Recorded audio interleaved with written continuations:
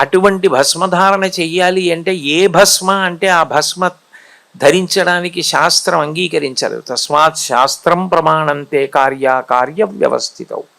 నా బుద్ధికి తోచిన పని నేను చేయడానికి వీల్లేదు. శాస్త్రము చేత ప్రతిపాదింపబడిన విషయమును మాత్రమే నేను పాటించవలసి ఉంటుంది. అప్పుడే అది ధర్మం అవుతుంది. ఆచార ప్రభవో ధర్మ అంటాడు భీష్ముడు. నేను ఏది ఆచరించానో అది ధర్మం. నాకు తెలిసండి ధర్మం కాదు.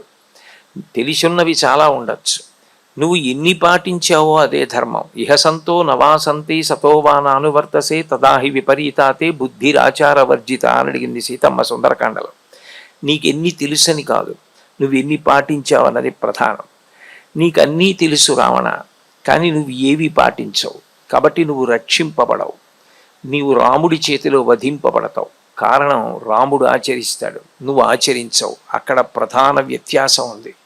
ధర్మము ఆచరణాత్మకము. ఆచరణ లేనిది ధర్మము కాలేదు. తెలిసున్న విషయం ఆచరణాత్మకం కావాలి అంటే భస్మధారణ చేస్తారు. ఆ భస్మ కేవలము గోవు యొక్క పేడ కాల్చి తీసినటువంటి భస్మని ధరిస్తారు.